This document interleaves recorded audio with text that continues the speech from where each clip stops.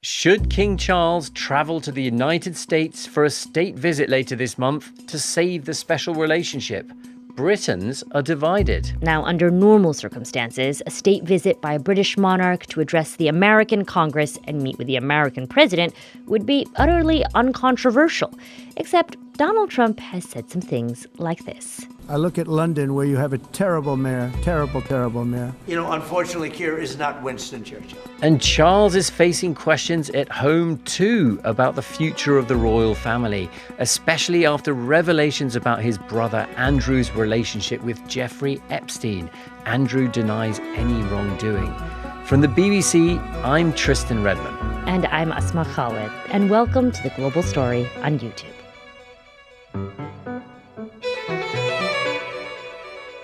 Daniela, it's so great to have you with us. Thank you for joining us. Can you introduce yourself for us, please? So I'm Daniela Relph and I'm the BBC's senior royal correspondent. So it's my job to basically follow the royal family on all the ups and downs of what they're doing day to day, wherever that may be. Daniela, we're having this conversation in the context of what I would describe as a particularly tumultuous moment in the US-UK special relationship. And I want to understand from you, given how tense the relationship between these two countries has been, why is the king going to Washington, D.C. at this particular moment?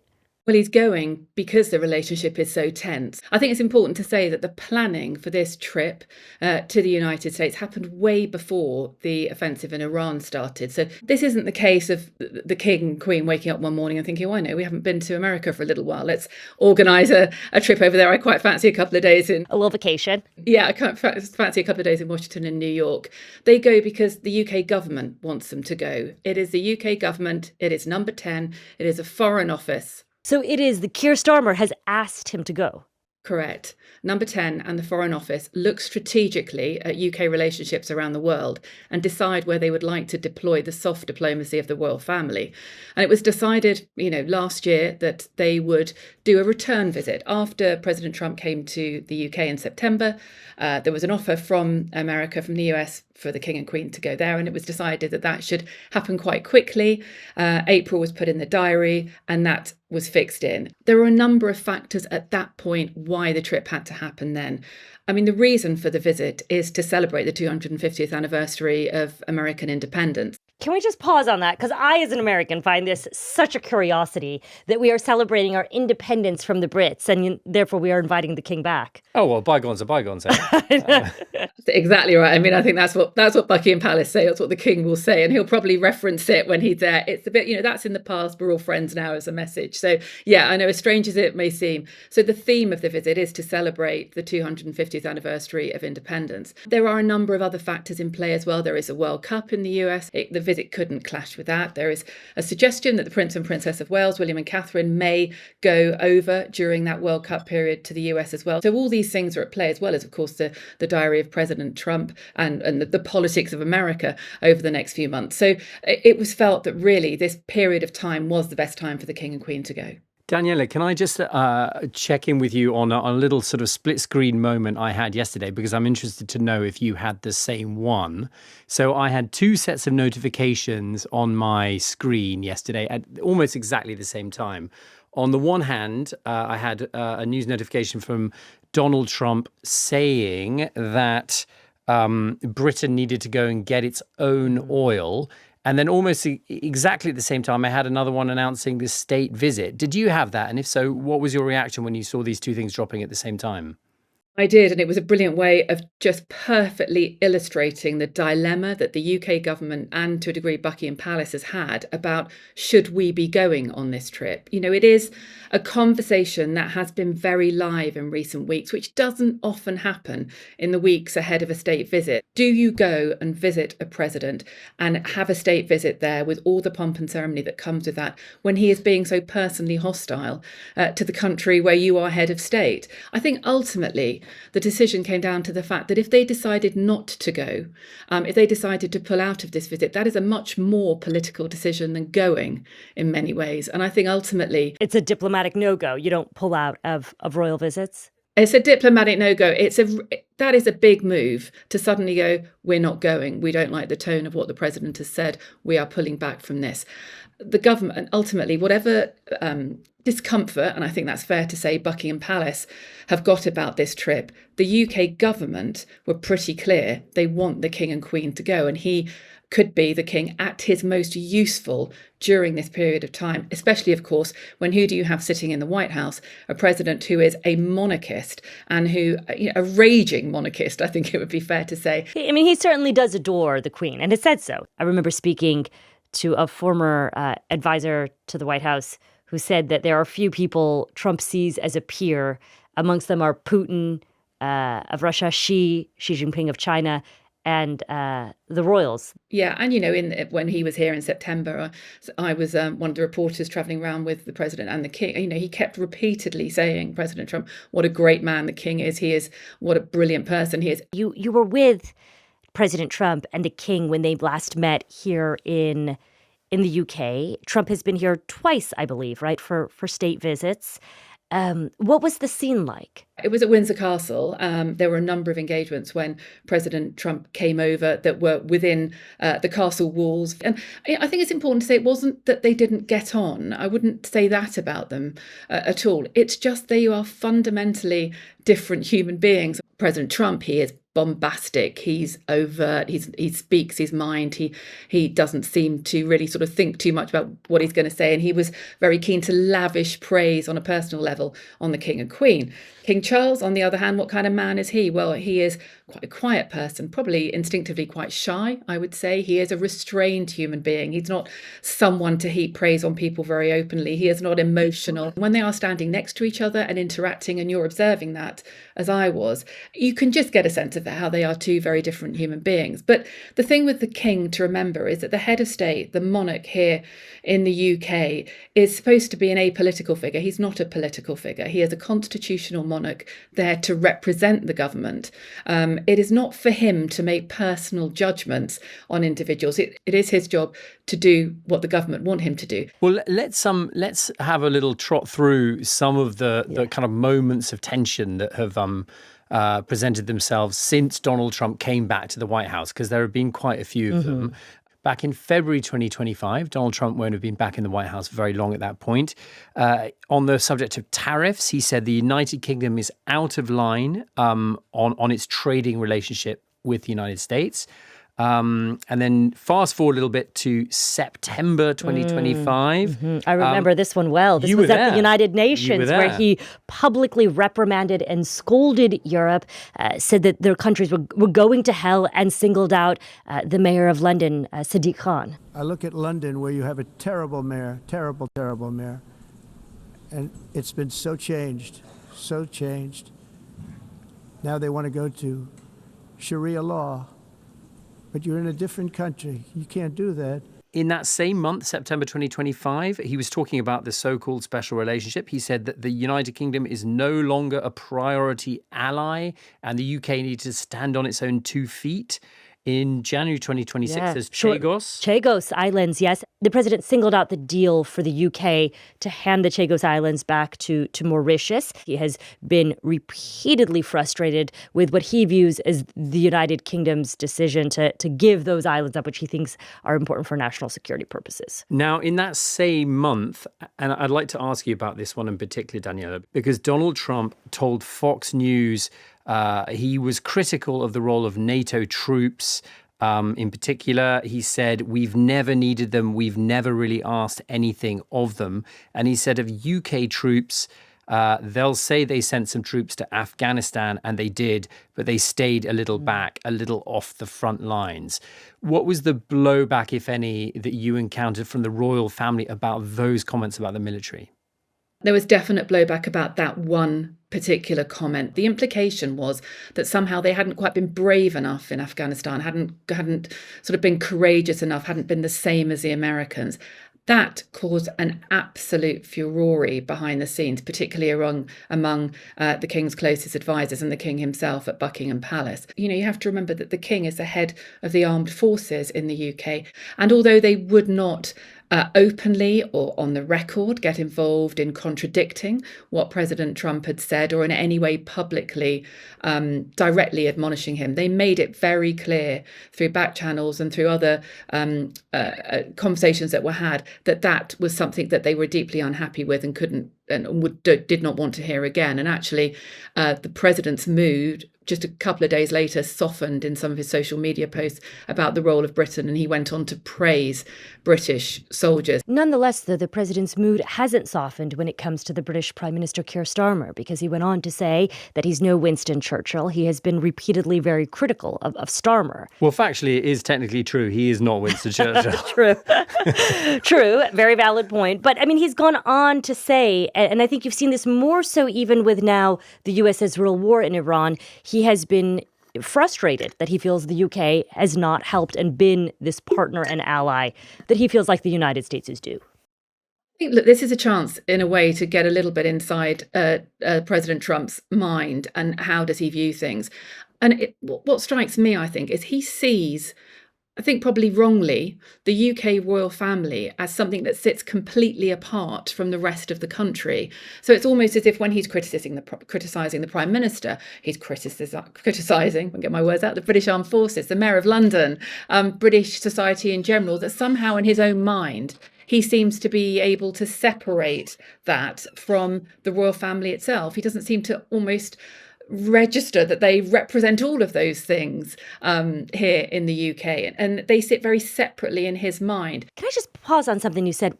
Earlier you had mentioned that the role of the royal family is to be apolitical. And I don't really understand that if they're supposed to be apolitical, how they can at the same time be diplomats for the British government. I suppose in apolitical, what you're saying is that they are not party political. They wouldn't get involved in party political campaigns here. They wouldn't get involved in election time. They wouldn't say what they think about what a particular government or a particular party is doing around policy. The King and the wider royal family would see themselves as a representation of brand UK, I suppose, and wanting to support the UK, whatever government was representing it. That is what the King's role is as a constitutional monarch. But that isn't to say that if he feels there are moments when the UK should be defended or supported, then he would say something. So he may make his point by not being critical of his host, but by perhaps emphasising a particular point about the UK he will want made. Daniela, Asma and I were talking earlier on. The Brits on the team were saying that the royal family have centuries of experience in being not saying anything political at all. Would you concur with that assessment? Oh, yeah, 100%. They are absolutely gifted at almost going there, but not quite, which can be quite frustrating when you're reporting on them sometimes, because you think, is this going to be something amazing and quite controversial they're going to say here? And then they sort of pull it back at the last moment. Yeah, they are, as you say, they are experts at sort of saying something without upsetting anyone and not really saying anything, if that makes sense at all. But yet it can have power and influence, even though it is perhaps very careful in the way it's worded and the way it lands. In prepping for this episode, we went back to the 1991 speech that the Queen had given to Congress. Your Congress and our Parliament are the twin pillars of our civilizations. And saw snippets of that where she spoke, it seemed, about fairly mundane common values, things like democracy. But those big shared values have become increasingly polarized and partisan debate issues in the United States. And I am very curious to see how the King navigates the very changed environment that American politics are in. Okay, so imagine the following hypothesis. If King Charles went to Washington, D.C. and stood in front of Congress and gave a speech on democracy. Gave a speech about democracy, would that be considered to be provocative in some way? I think it would depend what he says, but I just imagine that we are living in such a far more polarized political climate in the United States, in which the idea of some of the common shared values might translate really differently in the year 2026, and just given our American political debates. Just on that, he will want to make a point, I think, but it's how he does it diplomatically. And that is where the soft royal diplomacy comes in. He's not going to do it by saying, President Trump, I really hated what you said about the armed forces. I don't like how you talk about our prime minister. Instead, he will say, it is very important that we work together. Both our governments need to be aligned at a bumpy time in global politics. It is the relationship, the transatlantic special relationship needs to stay special. He will use that kind of language, I think, as opposed to direct criticism.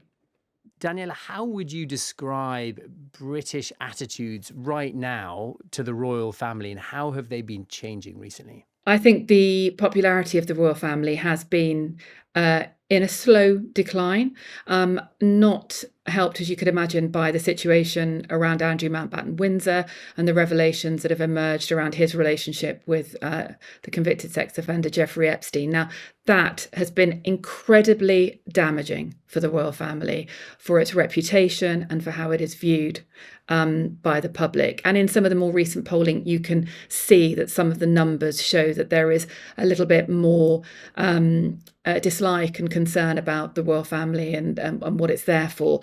But what there hasn't been is a monumental fall off of numbers. And I think that is because, as Tristan has said there, we exist here in the UK where you have a small number of people who are ardent Republicans, a small number of people who are fervent monarchists. In the middle, you have a sort of British shoulder shrug about the royal family by a vast amount of people who are kind of like, I don't really care enough about it to think we shouldn't have it, but I'm not going to be, standing outside the railings of Buckingham Palace, watching for the King and Queen to come and go. So there is a sort of indifference in the middle, but it is important that those indifferent people who kind of quite like the monarchy around a big event and a big occasion stay relatively loyal and relatively happily indifferent. And I think the problem with the situation around Andrew Mountbatten-Windsor, it has caused a lot of people to question, well, what's the royal family for? How transparent is it? How do we know what's going on? Who's protecting them? People are a little bit more sceptical and asking a few more questions. And that is a slightly difficult situation for the royal family. Danielle, you mentioned Andrew and his relationship with Epstein, and the king will be coming to Washington, D.C. in the context of a really live debate around the Epstein Files. We talked about him giving a speech to Congress. Presumably there will be members of Congress there who want to see more transparency around the Epstein Files. Some who have wanted to see Andrew, for example, testify, right? In Congress, you have a Congressman Ro Khanna of California who's been really leading this initiative in some ways, who I believe wrote a letter, the BBC said, encouraging the king to meet with some of the Epstein victims when he comes to the United States. Do you have any sense of how that might factor into the king's visit? Yeah, I think perhaps that address to Congress will be one of the more uncomfortable moments for the king during his trip to America, because, as you say, there will be lawmakers and politicians listening to the king's speech who have also called on his younger brother to come to the States and to give evidence to Congress about his relationship with Jeffrey Epstein. It is an awkward moment. But I've spoken to a number of people now who've been involved in planning the trip and around Buckingham Palace about whether in that speech will there be any reference, even mildly, to the situation and the fallout from the Epstein Files in particular, and the stories of victims and support for victims. I am told that won't happen. And that is because here in the UK, there is a live legal process. Andrew Mountbatten-Windsor, the king's brother, was arrested in February. There is still an ongoing police investigation into his behaviour in public office when he was a UK trade envoy. That is very much an active police investigation. And those around the royal family do not want to say anything that could in any way, in their view and on their legal advice, in any way cause a problem for the wider police investigations. Daniela, it's now been roughly 20 years since a royal has come to Washington, D.C. for a proper royal visit. I believe the Queen came in 2007. And I want you to help us understand what the role is of the royal family, specifically in the context of the United States. We've been talking about the king coming at this moment of a really tense relationship between the U.S. and the U.K. What's the circumstances of when they've come in the past, and have there been similarly tense moments when these trips were made? Yeah, if you do a dip into the Royal Archive, you can see that there have been other moments when the royal family came to America and was used as a means of perhaps shoring up a slightly tricky, bumpy relationship at the time of their visit. There was the visit that the late Queen Elizabeth, made with her father in 1939 before the Second World War. That was seen very much as trying to really strengthen the alliance between the UK and the US during that period, that was referred to as a trip of hot dog diplomacy. We were told that during a private element of that visit, that President Franklin D. Roosevelt took the royal family that were visiting to his private home in New York and gave them their first taste of hot dogs. Ooh, did they like it? That's a question. Who wouldn't like a hot dog? The reports from the Times said the king had 2 hot dogs and a beer, and that Princess Elizabeth absolutely loved having a hot dog. And it became just one of those moments during a more serious-minded trip that just somehow seemed to capture the public attention. And this was prior to the United States entrance, you're saying, into World War II. And was the mission of the trip to encourage the United States to join forces? I think, I mean, there would have been in the background, of course there would have been, but I think it was more about just shoring up that relationship. So when that moment came, there was an influence that the UK could perhaps exert. I feel like I ought to ask the American-oriented question, and that is that the king's younger son, Harry, lives in the United States. My understanding from the reports that we've read is that the king has only met his granddaughters at one time before, and I am curious if he's going to meet his son while he's there. I mean, I imagine there's not just the diplomatic dance he has to have on a very grand scale when we're talking about Trump and Congress, but there's the diplomatic family dance he has to navigate. I think on a personal level, as a human being, a lot of people will maybe thinking that, if you're somebody whose family lives, in a different country, you're going to that country, you're going to visit that country to do some work. Would you not have found time in your schedule to either go and visit them or for them to come and visit you? It gives you a flavour of the tension that still surrounds a relationship between father and son, and also how the royal family doesn't really quite operate like other families as well. So if you're looking at it from for want of a better phrase, a normal human being perspective, you think, well, of course you'd build in a couple of extra days. You'd go and see Harry and Meghan in California. You get Harry to come and see you in DC.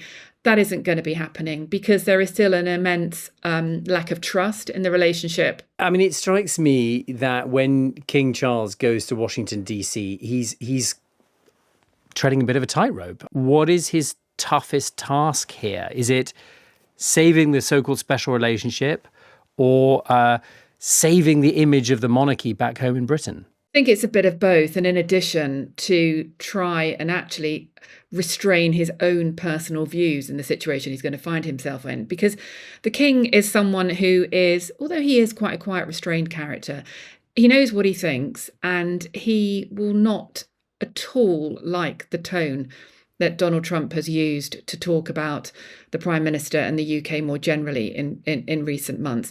But he is going to have to find a way of parking those personal feelings. He is very much doing a little bit of, I suppose, a bit of mediation, you could argue, a bit of therapy work, the king, for both the President and the Prime Minister to try and see if, despite the difficulties, despite the differences in approach, we can get that relationship back on an even keel. Well, thank you. It's been a real pleasure speaking with you. Thank you so much, Daniela. It's been great. No problem at all. Anytime. That's it for our show today. Thanks for tuning in. And if you enjoyed our episode, I've got to mention that our show, The Global Story, is also available as an audio podcast. You can find us every weekday wherever you listen to your favorite shows.